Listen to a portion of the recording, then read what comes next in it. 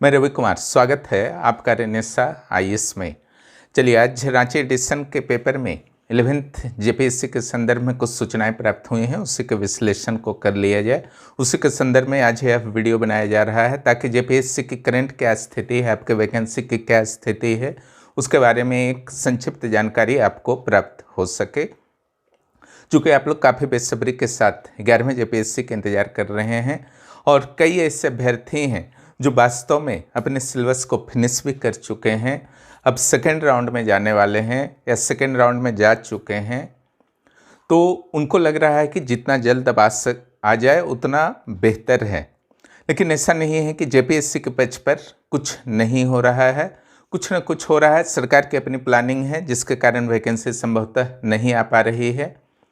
और जैसा कि मैंने पिछले एक वीडियो में कहा था कि सीजीएल के एग्ज़ाम को शायद फिनिश कर देने के बाद सरकार जेपीएससी की प्रक्रिया को शुरू करना चाहेगी, और यही चीज़ आज के पेपर से कुछ स्पष्ट हो रहा है।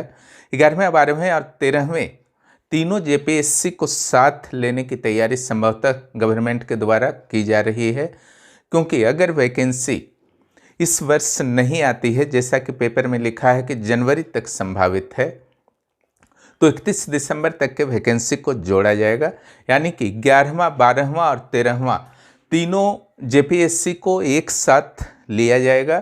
चूँकि देखिए 23 वर्षों में ओनली 7 जेपीएससी हुए हैं, जबकि बिहार में 67वें बीपीएससी चल रहे हैं। 70-72 वर्षों जो आपका गठन का हो गया है बीपीएससी का, तो निश्चित रूप से झारखंड एक नया स्टेट है, तो नियमावली में कई तरह के प्रॉब्लम्स देखने को मिलते हैं हर सिविल सेवा के बाद, तो हर बार कुछ न कुछ हल्का फुल्का सुधार करना पड़ता है। तो अब तक जो सिचुएशन है उस पर हम लोग बात करते हैं। जैसा कि पिछले वीडियो में मैंने कहा था कि जेपीएससी के द्वारा अपनी कुछ संशोधन संबंधित कुछ सलाह दिए गए थे और उन सभी सलाह को सरकार के द्वारा मान लिया गया है। चूँकि जेपीएससी किसी भी तरह का विवाद जो है आगामी एग्जाम्स में नहीं चाहता है, इसलिए उसने स्पष्ट गाइडलाइन मांगी थी कि प्रारंभिक परीक्षा हो, मुख्य परीक्षा हो और इंटरव्यू हो, इन सभी में एकदम स्पष्ट नियमावली होनी चाहिए ताकि कोर्ट तक मामला नहीं पहुँचे। हालांकि उस समय भी यह डिटेल नहीं था कि जेपीएससी ने वास्तव में सुझाव क्या दिया था। जेपीएससी के द्वारा क्या प्रारंभिक परीक्षा में आरक्षण के संदर्भ में भी सुझाव दिया गया था या नहीं दिया गया था, यह भी उस समय क्लियर नहीं हो पाया था। आज भी क्लियर नहीं हो पाया है। बस इतना कहा गया है कि जेपीएससी के द्वारा जो भी सुझाव दिए गए थे उन सारे सुझावों को कार्मिक के द्वारा मान लिया गया है। और चूँकि कार्मिक के प्रमुख जो विभागीय मंत्री हैं वो हेमंत सोरेन हैं, उन्होंने भी अपनी स्वीकृति दे दी है। अब जेपीएससी की भी सहमति इसमें लेनी है। हालांकि कहा जा रहा है कि 31 अक्टूबर यानी कि परसों, जो बीता हुआ परसों है, उस दिन भी बैठक का आयोजन किया गया था, लेकिन जेपीएससी के कोई भी अधिकारीगण नहीं पहुंच पाए किसी कारणवश। इसके कारण जेपीएससी की सहमति नहीं ली जा सकी है। अब मुख्यमंत्री की सहमति हो चुकी है, विभागीय मंत्री के रूप में, मुख्यमंत्री के रूप में नहीं। अब यहाँ पर कैबिनेट में प्रस्तुत करने की, जेपीएससी की सहमति और कैबिनेट में प्रस्तुत करने की औपचारिकता बची हुई है।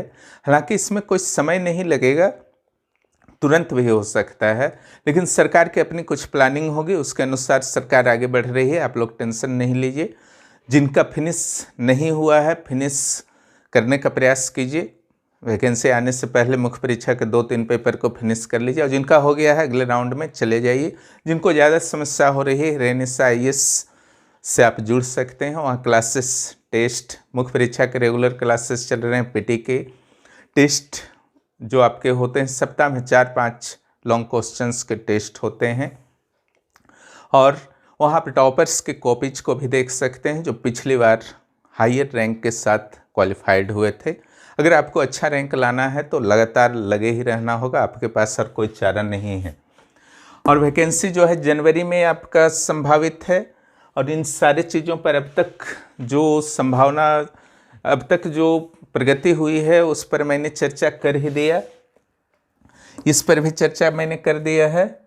और खंग्याते समिति, ठीक है, खंग्याते समिति के द्वारा जो है आपका रिपोर्ट, जो समिति का गठन हुआ था उसकी कई बैठकें हुई। हालांकि पेपर में तो आया नहीं, तो आप लोगों को लग रहा था कि शायद कोई बैठक नहीं हो रही थी, लेकिन इतना कॉम्प्लिकेटेड मुद्दा है, इस चीज़ को समझने का प्रयास कीजिए। चाहे चौथा जेपीएससी हो, पाँचवा हो, छठा हो, यहाँ तक कि सातवां जेपीएससी भी, हर समय जो है आपका विवाद की स्थिति उत्पन्न होती रही है। तो या तो अभी वेट कर लीजिए कुछ मंथ्स तक, या फिर एग्जाम्स के दौरान जो अत्यधिक तनाव देने वाला होता है उस तनाव को झेलिए। तो बेहतर प्रयास है सरकार का कि पहले ही समस्याओं को सुधारने का प्रयास किया जा रहा है। निश्चित रूप से आपकी शिकायत हो सकती है कि काफ़ी लेट हो रहे हैं, है ना, लेकिन झारखंड है, झारखंड में सब होता आया है, नया स्टेट अभी है, 20-22 साल ही गठित हुए हैं, तो निश्चित रूप से कुछ न कुछ प्रॉब्लम्स हर वर्ष के सिविल सेवा में रहते हैं, उस प्रॉब्लम्स को अगली बार दूर किया जाता है। और कुछ राजनीतिक पहलू भी यहाँ के वैकेंसी के साथ होते हैं, उसके कारण भी लेट होते हैं। लेकिन सिलेबस जिस तरीके से आपके हिमालय पहाड़ की तरह दिए गए हैं, तो अगर समय आपको मिले हैं तो मेहनत कीजिए और फिनिश कीजिए अगर आपको फाइनल लिस्ट में आना है, अन्यथा वैकेंसी भी आ जाएगी तो आप कुछ नहीं कर पाए। जैसा कि आपको पता है 2-3 वर्ष पहले झारखंड सरकार के द्वारा यह डिसीजन लिया गया था कि प्रत्येक वर्ष सिविल सेवा का आयोजन होगा, है ना। अगर 31 दिसंबर तक आपकी वैकेंसी नहीं आती है तो 2023 भी पार हो जाएगा। तो 2022 के लिए, चूँकि पिछली एग्ज़ाम जो है 2021 में हुए थे, तो 2022 के लिए, 2023 के लिए और 2024 के लिए आपके सारे एग्ज़ाम्स लेने होंगे। इट मीन्स अगर इस वर्ष वैकेंसी बाय द वे आ जाती है दिसंबर में, तो सिर्फ 11 एंड 12th जेपीएससी की वैकेंसी आएगी वो, और 354 सीट उसके लिए संभावित है। लेकिन अगले वर्ष अगर जनवरी में आती है वैकेंसी तो यह 500 प्लस सीट्स जा सकता है, और इसमें झारखंड एडमिनिस्ट्रेशन सर्विसेज की पोस्ट जो हैं सर्वाधिक होंगे, क्योंकि भारी मात्रा में खाली हैं, पिछले वीडियो में भी मैंने बताया था। और झारखंड एडमिनिस्ट्रेशन सर्विस जो एक जर्नलिस्ट पोस्ट है, निश्चित रूप से उसका अत्यधिक महत्व होता है, और अलग अलग महत्वपूर्ण दायित्व को वह प्रखंड लेवल से लेकर के आपका कैपिटल लेवल तक, राजधानी के स्तर तक, उनके सचिवालय के स्तर तक उनके द्वारा संभाला जाता है। तो उनकी कमी के साथ ज़्यादा दिन तक सरकार नहीं चल सकती है, इसलिए इस बार जो है जेएस के पोस्ट अच्छी खासी रहेंगे, आप लोग मेंटली रेडी रहें। तो ये क्लियर आपका हुआ है कि 31 दिसंबर 2022 से पहले अगर वैकेंसी आता है तो 11वां 12वां एक साथ आएगा, और अगर उसके बाद आता है तो 11वां 12वां 13वां तीनों एक साथ आएगा। और संभावित है कि जनवरी में वैकेंसी आएंगे। इट मीन्स सरकार की योजना हो सकती है कि तीनों वर्षों के वैकेंसी को एक साथ लाया जाए, और इसकी संख्या 500 प्लस बताई जा रही है। अब जब वैकेंसी आएगी तब ही हकीकत पता चलेगा कि कितने सीट्स आ रहे हैं, लेकिन फिलहाल ये आपके मोटिवेशन के लिए काफ़ी बेहतर है कि 500 प्लस सीट झारखंड में शायद पहली बार इतने सीट्स आएंगे।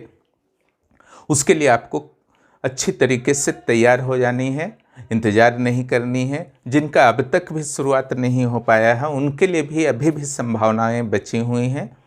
आप अपनी तैयारी को शुरू कीजिए और बेहतर कीजिए और अच्छे रैंक लाने का प्रयास कीजिए। तैयारी में कोई भी समस्या आती है सेल्फ स्टडी के दौरान, निश्चित रूप से आप रेनेसा इसकी गाइडेंस को प्राप्त कर सकते हैं। हाँ, बहुत ही सिंपल, बेस्ट और फास्ट वे में आपके सिलेबस को कंप्लीट करा दिया जाता है। आपको किसी भी बुक्स को पढ़ने की यहाँ पर ज़रूरत नहीं होगी। पीटी हो, मेंस हो, यहाँ तक इंटरव्यू के भी आपको क्लासेस भविष्य में मिलेंगे, जो 2 महीने का यहाँ पर कोर्स होता है। पिछले बार के इंटरव्यू के क्लासेस काफ़ी सक्सेसफुल रहे थे, 72 मार्क्स तक वहाँ से स्टूडेंट्स के आए थे। और इस बार भी जो है आपके पिछले बार की तरह ही 2 महीने का लगातार कोर्स कराया जाएगा इंटरव्यू का, ताकि अंतिम चरण में कुछ भी गड़बड़ी ना हो जाए। हालांकि इंटरव्यू के तो अभी नहीं चल रहे हैं, पीटी और मेंस के चल रहे हैं, और सीडीपीओ प्रारंभिक परीक्षा के चल रहे हैं, और जेएसएससी सीजीएल पेपर 3 के चल रहे हैं। इनमें से किसी भी कोर्स में आप ज्वाइन करना चाहते हैं तो कर सकते हैं। सीडीपीओ के मेंस के क्लासेस शुरू बहुत जल्द होंगे, और आईएएस की प्रारंभिक परीक्षा की योजना भी चल रही है और वह भी बहुत जल्द रेनेस IAS आपके समक्ष लेकर आएगा, जिसका लाभ झारखंड के अभ्यर्थियों को विशेष रूप से प्राप्त होगा। वीडियो देखने के लिए बहुत बहुत धन्यवाद। और जो भी इस चैनल पर नए हैं, चैनल को सब्सक्राइब करें और अपने दोस्तों को इस चैनल के बारे में ज़रूर जानकारी दें। यहाँ पर निरंतर आपको उपयोगी जानकारियाँ और मटेरियल मिलते रहेंगे।